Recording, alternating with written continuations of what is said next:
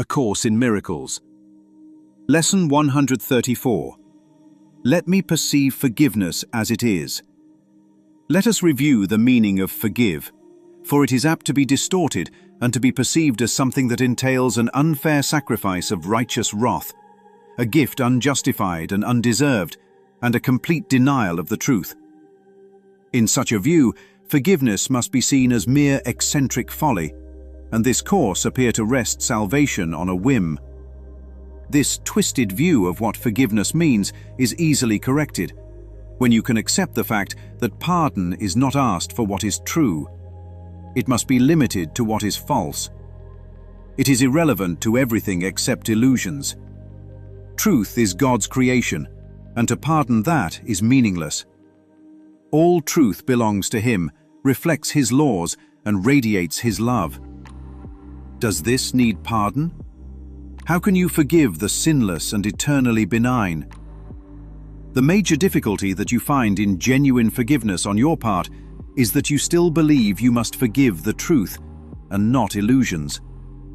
You conceive of pardon as a vain attempt to look past what is there, to overlook the truth in an unfounded effort to deceive yourself by making an illusion true. This twisted viewpoint but reflects the hold that the idea of sin retains as yet upon your mind as you regard yourself. Because you think your sins are real, you look on pardon as deception. For it is impossible to think of sin as true and not believe forgiveness is a lie. Thus is forgiveness really but a sin, like all the rest. It says the truth is false, and smiles on the corrupt as if they were as blameless as the grass, as white as snow. It is delusional in what it thinks it can accomplish. It would see as right the plainly wrong, the loathsome as the good. Pardon is no escape in such a view. It merely is a further sign that sin is unforgivable, at best to be concealed, denied, or called another name. For pardon is a treachery to truth. Guilt cannot be forgiven. If you sin, your guilt is everlasting. Those who are forgiven from the view their sins are real are pitifully mocked and twice condemned, first by themselves for what they think they did, and once again by those who pardon them. It is sin's unreality that makes forgiveness natural and wholly sane, a deep relief to those who offer it, a quiet blessing where it is received. It does not countenance illusions, but collects them lightly, with a little laugh, and gently lays them at the feet of truth. And there they disappear entirely. Forgiveness is the only thing that stands for truth in the illusions of the world. It sees their nothingness and looks straight through the thousand forms in which they may appear.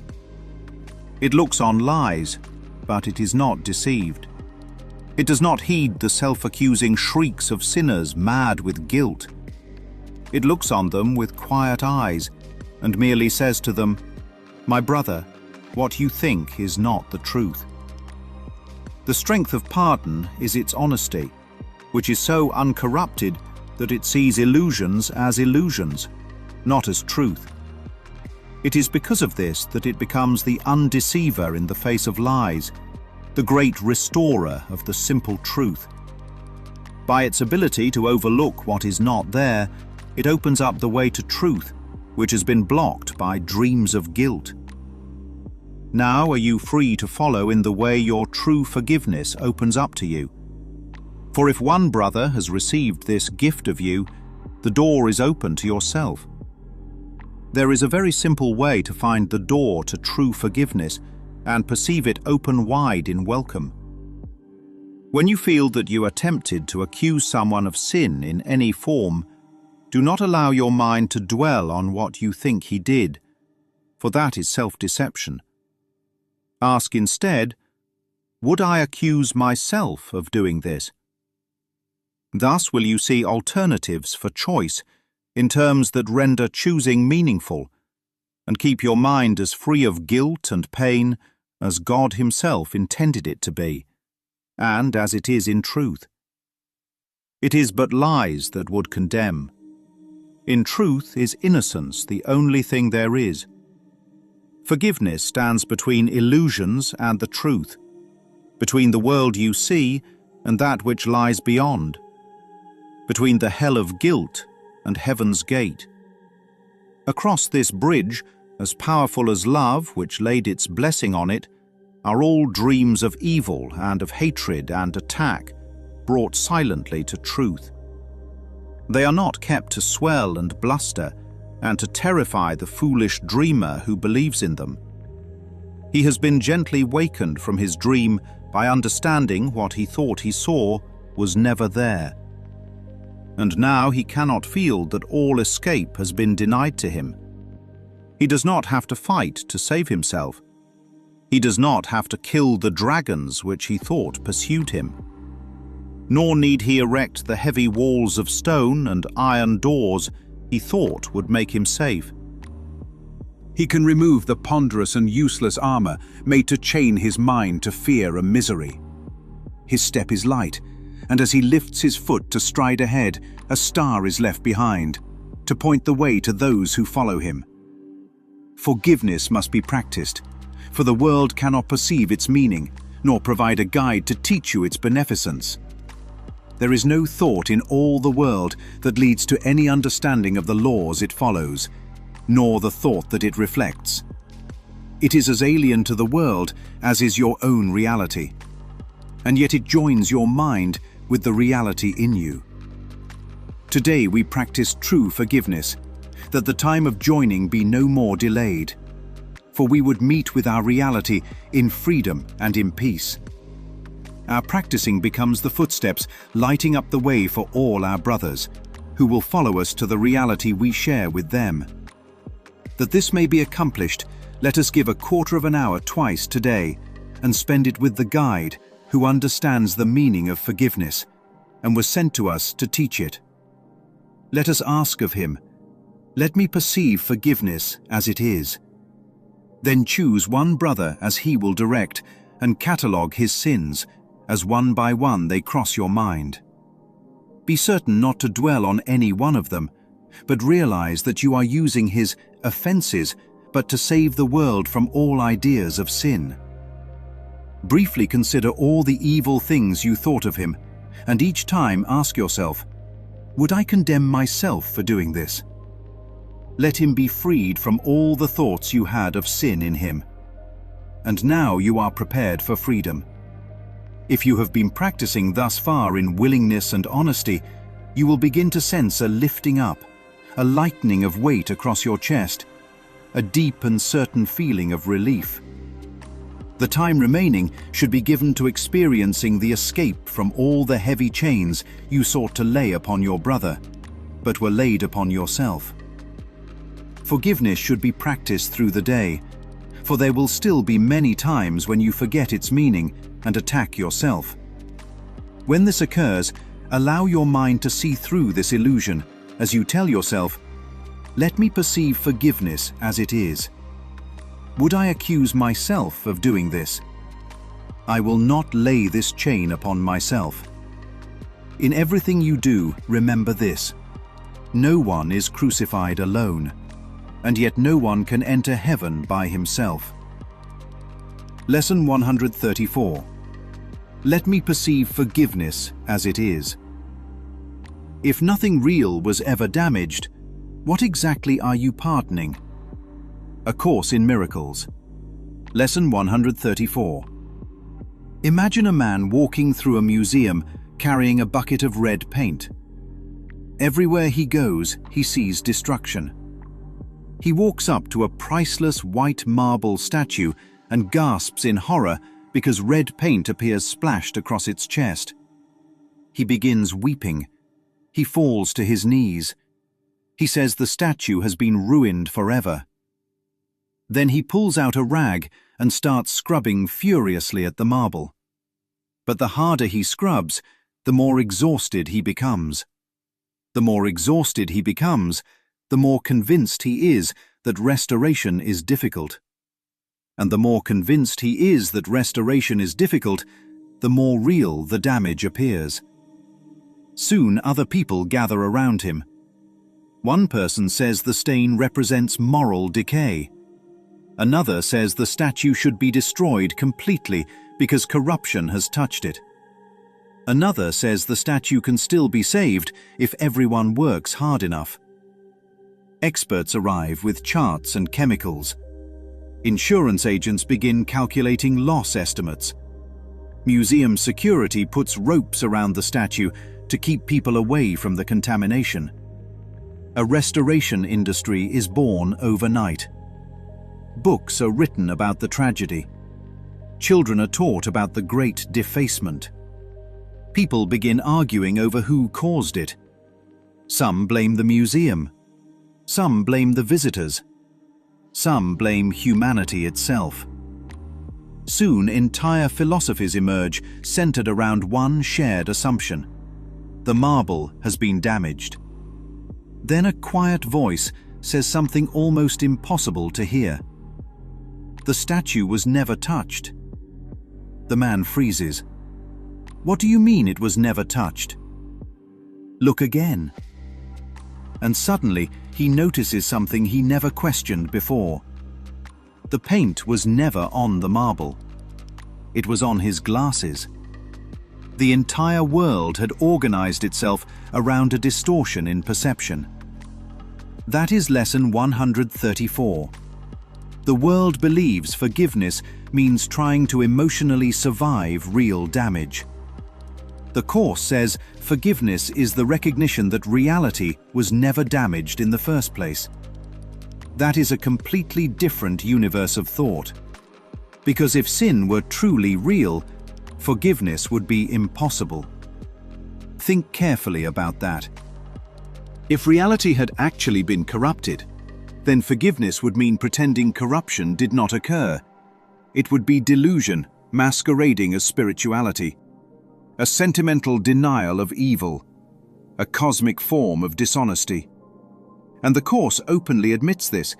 It says forgiveness would be insanity if sin were true. That statement alone dismantles nearly the entire world's understanding of forgiveness, because the ego's version always preserves the sin. You betrayed me, but I forgive you. You ruined my life, but I'm moving forward. You were terrible, but I'll be the bigger person. Notice what remains untouched in all those statements: the accusation. The corruption is preserved as reality. The forgiver simply attempts to become morally superior afterward. That is not forgiveness. That is hidden condemnation trying to wear the costume of grace. The ego never truly forgives because the ego needs sin to exist. Without sin, the ego loses its entire courtroom. No prosecution, no defense, no victims, no enemies, no hierarchy of innocence and guilt, no identity built from pain. That is why the Course says those forgiven while their sins are still believed to be real are twice condemned. First by themselves, because guilt remains active in the mind, and then again by the one forgiving them, who silently confirms the crime actually occurred. That is the double bind of human forgiveness. The world says, I will graciously overlook your corruption. But heaven says, corruption never touched what you are. One preserves separation, the other dissolves it completely. This is why the phrase eternally benign is so devastating. Eternally benign means reality has never once turned against itself, never once became hateful, never once became sinful, never once became corrupted, never once became afraid, never once became guilty, never once shattered into fragments. And if what God created remains eternally benign, then forgiveness cannot possibly mean repairing damaged reality. It can only mean correcting false perception. That changes the entire spiritual journey. Now forgiveness is no longer about becoming a morally advanced person who tolerates evil gracefully. Now forgiveness becomes the quiet recognition that illusion cannot alter truth. The statue remains untouched beneath the paint-stained lens. Reality remains untouched beneath perception. That is why forgiveness brings relief. Not because somebody escaped punishment, but because the mind finally stops trying to defend itself against illusions it secretly made real. That is also why the Course says, "Would I accuse myself of doing this?" That question is far deeper than psychology. It is not merely saying people project guilt unconsciously. It is pointing towards something much more radical. There are not separate minds attacking each other independently. There is one fractured mind accusing itself through billions of masks. Every accusation becomes self-accusation, because the accuser and accused arise from the same split belief. That is why condemnation always rebounds onto the one who casts it. The courtroom exists inside the mind itself. Every judgment reinforces the belief that minds can truly become guilty. And once guilt is made real anywhere, fear becomes inevitable everywhere. Now the world must become dangerous. Now defenses become necessary. Now armor becomes survival. Now dragons become real. Now walls must be built. Now bodies become fortresses. Now relationships become negotiations of vulnerability and attack. Now entire civilizations organize themselves around protection from imagined ruin. Just like the museum. Everything changes the moment illusion is mistaken for truth. But forgiveness quietly walks back into the museum and notices something everyone else overlooked. The marble still shines beneath the distortion. Truth was never actually stained.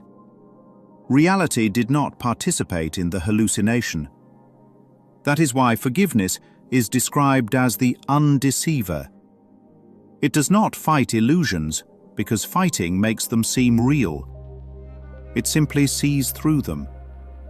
It looks upon the screaming world with quiet eyes and says, "My brother, what you think is not the truth." That line may be one of the gentlest and most powerful statements in the entire Course, because it does not attack the dreamer, it awakens him. It does not condemn fear, it dissolves the foundation fear stood upon. The dragons disappear because they were never there. The armor falls because nothing real was under attack. The prison doors open because the lock was imagined, and suddenly the mind begins remembering something buried beneath centuries of guilt. Truth does not need defense. Love does not need protection. Reality does not require repair. The Son of God was never successfully altered by illusion. And forgiveness, true forgiveness, is simply the recognition that what is eternal remains exactly as it was created. Untouched, whole, innocent, eternally benign.